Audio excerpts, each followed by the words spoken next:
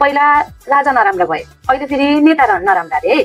अनि उही राजा नलै भएको थियो। अब देश चलाउनलाई चाहिँ राजा पनि चाहिँदैन, नेता पनि चाहिँदैन, म चाहिँ एउटा सफ्टवेयर बनाउँछु, त्यही सफ्टवेयरले देश चलाउँछ भनेर फेरि चुनाव आयो। अब कसलाई भोट दिनु भने राजा नारायण नीतिमा पर्खिने बेलासम्म के नारायण नीति पनि लोकतन्त्रले खाइदिन्छ जस्तो लाग्दैन हजुरहरूलाई?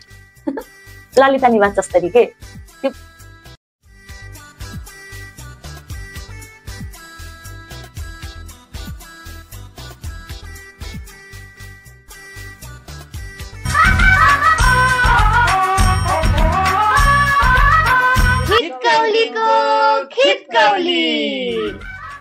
गरिमाको गसिप सुन्न आउनुहुने यहाँहरू सम्पूर्णलाई धेरै धेरै धन्यवाद। नमस्कार, म गरिमा लुटेल र आज म गसिप गर्न आएको छु। हजुरहरूलाई कतिको अचम्म लाग्छ? मलाई चाहिँ एकदमै धेरै अचम्म लाग्छ कि हाम्रो देशको राजनीति देखेर है। किन भन्नु न, म त सानो थिएँ है जब हाम्रो यो दरबार हत्याकाण्डको किस्सादेखि लिएर अनि त्यसपछि प्रोटेस्टहरू यताउति भएको त्यो अलिअलि मात्रै याद आउँछ कि मलाई। अब त्यति धेरै सानो पनि होइन, तर मेबी त्यति धेरै इन्ट्रेस्ट थिएन, त्यही भएर पनि म सानै थिएँ त्यो प्रोटेस्टहरू हुँदाखेरि के।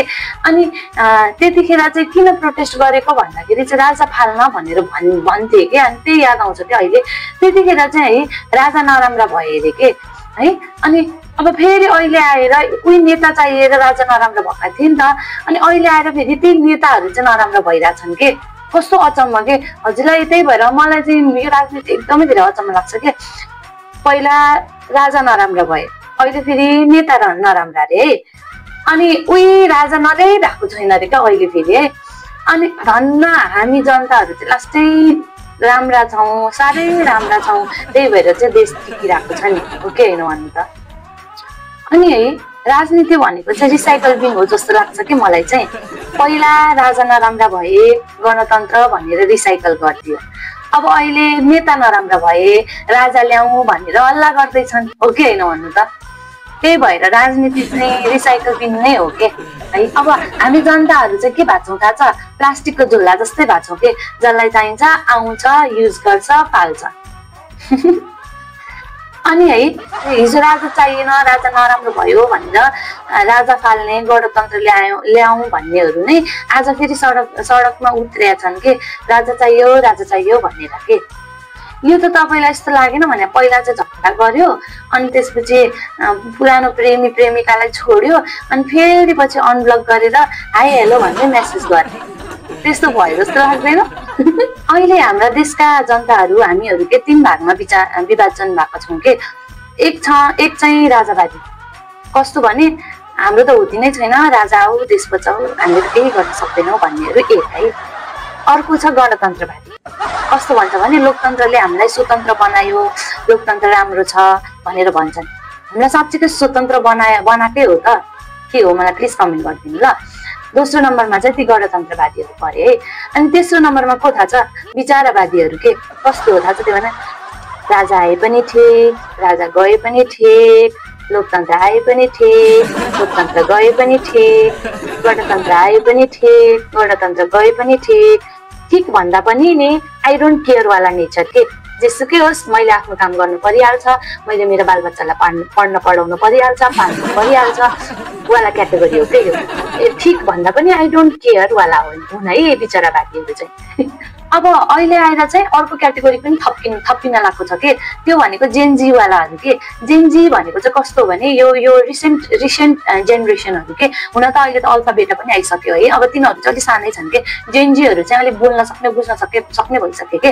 अनि तिनीहरू चाहिँ के भन्छन् थाहा छ? दिदी अब त न राजा चाहिन्छ न नेता चाहिन्छ, म त नयाँ सफ्टवेयर बनाउने हो भने। तिनी भाइ चाहिँ सफ्टवेयर बनाउनेवाला रहेछन् कि, भनेको आइटी पढेकावाला रहेछन् कि। अनि तिनी चाहिँ भन्छन् दिदी अब देश चलाउनलाई चाहिँ राजा पनि चाहिँदैन, नेता पनि चाहिँदैन, म चाहिँ एउटा सफ्टवेयर बनाउँछु, त्यही सफ्टवेयरले देश चलाउँछ भनेर भन्दै थियो कि। मलाई त्यो भाइको कुरा नि एकदमै ठिक लाग्यो हो कि त्यतिखेर लाग्न चाहिँ। राजतन्त्र पनि खासै नराम्रो चाहिँ लाग्दैन है मलाई। राजालाई भगवान मान्थे है, अनि त्यसपछि कर यानि ट्याक्स यानि बिहिती चढाउँथे, भगवान मान्थे नि त, पुज्थे, नमस्ते गर्थे होइन। राजा पृथ्वीनारायण शाहले चाहिँ नेपाल एकीकरण गरे होइन। त्यसपछि महेन्द्र राजाले पञ्चायत ल्याए होइन। अनि ज्ञानेन्द्रले के गरे भनेर सोद्धाखेरि चाहिँ सबैले कु गरे भन्छन् है। त्यो भनेको के हो चाहिँ मलाई थाहा छैन अहिलेसम्म। ज्ञानेन्द्रले कु गरे अरे, जे होस् त्यो बेला राजा चोर देश छोड भनेर ज्ञानी चोर देश छोड भनेर आन्दोलन गरे होइन। अनि राजालाई निकालेरै छाडे नि त। अहिले फेरि राजा आऊ देश बचाऊ राजा आऊ देश बचाऊ भन्दैछ। ल भन्नुहोस् अब राजनीति अचम्मको गजबको कुरा लाग्यो कि लागेन? मलाई त जति सुन्यो जति थाहा पायो जति बुझ्दै आयो नि त्यतिकै धेरै राजनीति भनेको त अचम्मकै चिज रहेछ जस्तो लाग्न थालिसक्यो के। अनि के है यो बेला बेला यी नेताहरूको अनुहार हेरिराख्नुपर्छ नि त। अनि त्यसपछि औडा भएर आउँदो रहेछ कि हामीहरूलाई। अनि त्यही भएर घरिघरि राजा बोलाइराख्नुपर्छ नि त। बरु एकैचोटि राजा बोलाइदियो अनि टाउको दुखाइ नै सकिन्छ के। घरिघरि भोट माग्न पनि मान्छे आउँदैनन् होइन। अनि टन्टै साफ के भोट माग्न आउँदैन हाम्रो टाउको दुखाइ हुँदैन। ओहो फेरि चुनाव आयो अब कसलाई भोट दिने भनेर सोच्न पनि पर्दैन। सधैँसम्मलाई दुःख हुन्छ। अब किन भन्दा राजा त भोट माग्न आउँदैनन् गाउँ चार्दैनन्। अब देखिराख्न पनि पर्दैन यसले काम गरेन उसले गरेन भनेर गाली गरिराख्नु पनि पर्दैन। हुन त गाली गर्न पाइँदैन होला यसरी। त्यसपछि जे होस् मजा हुँदैन त भन्ने त। टाउको नै दुखाइ नभएपछि आखिर काम गर्नुपर्ने मान्छेलाई काम गर्नु परिहाल्छ। बालबच्चा पाल्नुपर्ने मान्छेलाई बालबच्चा पाल्नु परिहाल्छ। राजा आओस् जाओस् के मतलब मजा भएन त। अनि अर्को कुरा के यो 62-63को आन्दोलनमा पनि जनताहरूलाई यस्तै आश थियो होला नि है। अब देश राम्रो हुन्छ सुन्दर हुन्छ के अरे राजाले गर्दा देश टाट पल्टियो भनेर त आन्दोलन गरेको थियो नि त। अब यहाँसम्म आइपुग्दासम्म के त्यो आन्दोलनमा उत्रिनेहरूलाई सोध्न मन छ कि राजाले त देश टाट पल्टाउने भयो भनेर भन्थे। अब गणतन्त्र आइसकेपछि बाँकी चाहिँ के रहेछ ल अन्त सुनौँ न है। कोही हुनुहुन्छ त्यति बेला आन्दोलनमा जानेहरू भने प्लिज मलाई कमेन्टमा गरिदिनु न है। कमेन्ट गरिदिनु न है। अब बाँकी चाहिँ के रहेछ के छ देशमा गणतन्त्र आएपछि के चाहिँ बाँकी रह्यो प्लिज मलाई भनिदिनु ल। मलाई त के लाग्छ थाहा छ राजाले यसरी आन्दोलन गरेर होइन प्रोटेस्ट गरेर मान्छे भेला पारेर गरुन्जेल चाहिँ अलि ढिलो हुन्छ जस्तो लाग्छ के। किनभने राजा नारायण हिटीमा पर्किने बेलासम्म के नारायण हिटी पनि लोकतन्त्रले खाइदिन्छ जस्तो लाग्दैन हजुरहरूलाई? ललिता निवास जसरी के त्यो पनि त त्यसरी नै सकेको हो नि त। लोकतन्त्रकै काम हो नि त त्यो त है। यता लोकतन्त्र पनि आफ्नो छुट्टै रमाइलो छ जस्तो लाग्दैन हजुरहरूलाई? मलाई त लाग्छ है। अब लोकतन्त्रले आफूले चाहेकोलाई भोट दिने स्वतन्त्रता दिएको छ नि त। अनि त्यही स्वतन्त्रताले फेरि हामीलाई अर्को स्वतन्त्र पनि दिएको छ के थाहा छ? 5 वर्षसम्म पछुताउने। अब 5 वर्षसम्म पछुताउने अनि त्यसपछि फेसबुकमा स्ट्याटस लेख्ने गाली गर्ने यो पनि त स्वतन्त्रता नै हो नि त लोकतन्त्रले दिएको हो कि होइन? पहिला त राजाको पालामा यसरी बोल्न कहाँ पाइन्थ्यो त? राजालाई यसरी गाली गर्न कहाँ पाइन्थ्यो त? बालेन दाजुले उहाँ राजाको नाममा के अरे पत्र काटिसके जरिवाना तिराउनलाई। यो स्वतन्त्रता त फेरि यही व्यवस्थाले लिएर आएको हो नि त। राजतन्त्रले त लिएर आएको होइन। यो भनेको पोजिटिभ पार्ट पनि हो है। हामीले यसरी पनि दिन सक्छौँ नि। यो के चासो होइन दुनियाँको मलाई दुनियाँले नगरोस् अप्ठ्यारो मलाई।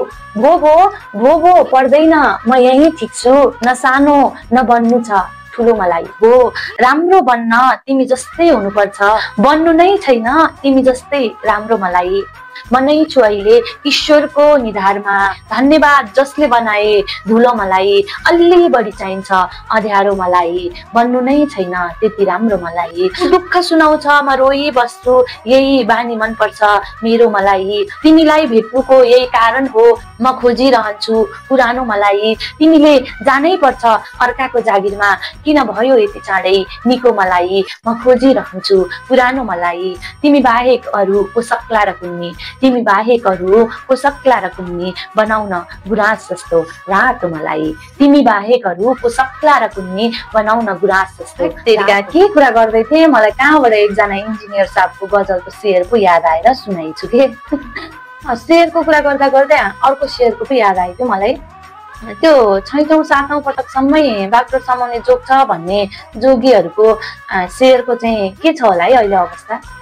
म किन बोलौँ सबैले देखिरहनु भएकै छ है। घरि यताको गणतन्त्र फेर समाउँछन् घरि उताको गणतन्त्र फेर समाउँछन् है। गाह्रो छ नि बाबुलाई फेरि 5औं 6औं 7औं गन्ती गर्दा गर्दै हैरान भइसक्यो कि। अब त्यति गन्ती गर्दा गर्दै राजा आऊ देश बचाउको लहरले है उडायो सपना सबै पुरीले भन्ने अवस्था आउँछ कि। हामी बोल्न त स्वतन्त्र भयौँ है तर हाम्रो कुरा सुनिदिने कोही भयो त? हामी फेरि जुलुस निकाल्न पनि स्वतन्त्र भयौँ नि तर अधिकार उपयोग गर्न नि भाटबाट नि रुट्न जाने को हौ त हामीले हो र तर लोकतन्त्रमा नेताका दुईवटा चरित्र देखिने रहेछ के चुनाव अघि जनता भेट्न आउने नेता अनि चुनावपछि गुगायब हुने ती दुवै नेता एकै हुन् अनि कुरा चाहिँ के भने नि लोकतन्त्र त आयो है लोकतन्त्र तर हामी जनता सामु चाहिँ आइपुगेन नि नेताहरूकै भागमा मात्रै पुग्यो जस्तो छ के उनीहरूकै साली भाइ भतिजहरूबाट पनि आइपुग्यो हामीसँग त आउनै बाँकी थियो अब लोकतन्त्र आउन बाँकी थियो फ्याक्ट राजा आउने कुरा भयो के अब यो राजालाई पनि कति हतार होला यहाँ सोच्नु त जाऊ भन्न साथ गइहाल्ने आऊ भन्न साथ फेरि उफ्रिहाल्ने गाह्रो छ नि है अन्त बिचरा राजालाई पनि गाह्रै छ तर मजाको कुरा के हो भने नि यो लोकतन्त्रमा देखिन पाइने कुराहरू चाहिँ धेरै छ के जस्तो कि न्यायाधीशले कमिसनको बार्गेनिङ गर्ने आइएनजिओले पैसा बाँड्ने गिरीबन्धु सकेको ललिता निवास फिर्ता भएको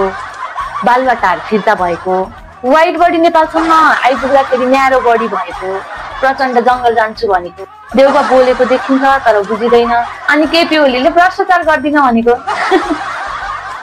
अनि अर्को कुरा के राजा हुँदा कसैले सोचेको थियो र नेपालमा यति धेरै सुन भित्रिन्छ भनेर भनेको 1 किलो 2 किलो त सुनि नै छाड्यो 70 किलो 80 किलो 60 किलो घटी त केही पनि सुनिँदैन त तर यी हाम्रो नेताहरू लोभी चाहिँ लास्टै लोभी हुन् के अलिअलि गएर त्यो पशुपतिको गजुरमा गएर टाँस्देको भए हुन त जति सुन भित्रेको छ नि त्यतिले त पुरै पशुपतिलाई सुनले ढाक्न त पुग्ने थियो होइन तर अब त्यति नगरे पनि अलिअलि गजुरतिर सुन टल्काइदिएको मात्रै भए पनि त हामीले चित्त बुझ्थ्यो होला नि होइन अनि खाना पाएपछि सबै आफू मात्रै खाइदिने अनि गाह्रो परिहाल्छ नि समस्या परिहाल्छ नि यसै राजा अब देश बचाउ त भने हैनन् के अब त्यसो गरेनन् खाली अनि त्यति मात्रै अलिकति मात्रै गर्देको भए त अनि राजाले बाहिर निकालेको राजाले पठाएको चोरेको सुन हामीले फिर्ता गयौं भनेर कस्तो शानका साथ हिँड्न पाउँथ्यो नि त हैन डाकाहरूलाई सबै झ्याप हान्नु परेको छ अनि गाह्रो भइहाल्छ किन भन्नु त अब हजुरहरू कमेन्टमा मलाई के लेखिदिनु भने राजा फर्किन्छ कि फर्किँदैन भनेर लेखिदिनु है अहिले केही मान्छेहरू चाहिँ राजा फिर्तीको लागि सडक तताउँदै हिँडेका छन् है अब बिचरा हिजो एकजना पत्रकारकै मृत्यु भयो एकजना कीर्तिपुरका बासिन्दाको नै मृत्यु भयो गोली लागेर पत्रकारको आगो लागेर मृत्यु भयो होइन अब सडक त तात्यो सडकसँगै मान्छेका मनहरू जनताका दिल मनहरू पनि सबै जलेको छ नि त अनि हाम्रो दुर्गा प्रसाद दाजु पनि लागेका छन् अब राजा फर्किन्छ होला त बरु राजा फर्काउनलाई जनमत संग्रह गरौँ न सबैजना मिलेर भोट हाल्यो भने भोलि नेतालाई गाली गर्ने बाटो हुँदैन नि त आफूले धिकार्ने बस्ने बाहेक अरू अप्सन हुन्न नि त त्यति भएपछि नेतालाई पनि ढुक्क हुन्थ्यो एउटा यो अप्सन चाहिँ ल्याएको भयो हुने जस्तो लाग्छ है मलाई चाहिँ तर लोकतन्त्रको देशमा जनतालाई जनता कसैलाई बाँकी राखेको छैन नि अचेल मान्छेहरू पार्टीको डबल सदस्यता लिएर बस्छन् अरे के एउटा नयाँ पार्टीको एउटा पुरानो पार्टीको यस्तो दोहोरो सदस्यता बोकेका नेताले जित्न देला नि त तपाईलाई के लाग्छ कमेन्ट गर्नु है राजालाई त अहिलेका नेताहरूको भोटले नै हराइदिन सक्छ होइन र आज बिहान एउटा नेता एउटा अलग पत्रकारलाई भन्दै थिए के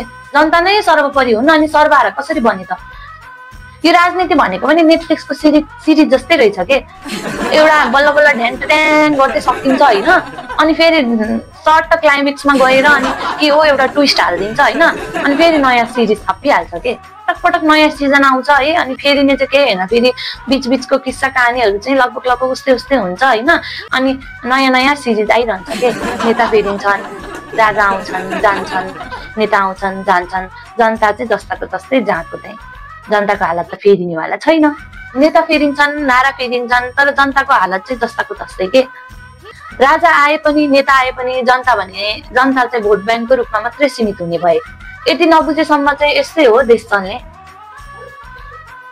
खासमा देश बचाउने नेताले होइन नि सचेत जनताले हजुरहरूलाई एउटा क्वेसन गर्छु प्लिज कमेन्ट गरिदिनु है अब राजतन्त्र चाहिन्छ कि लोकतन्त्र चाहिन्छ होला खासमा नेताहरूले जनतालाई बोल्ने स्वतन्त्रता दिएका छन् रे के खासमा भएको के हो थाहा छ हामी जनताहरूलाई बोल्न नजान्ने बनाएका छन् र बोल्ने स्वतन्त्रता दिएका छन् गरिमाको गसिप सुन्नुहुने यहाँहरू सम्पूर्णलाई धेरै धेरै धन्यवाद अर्को एपिसोडमा अर्को गसिप लिएर आउने नै छौं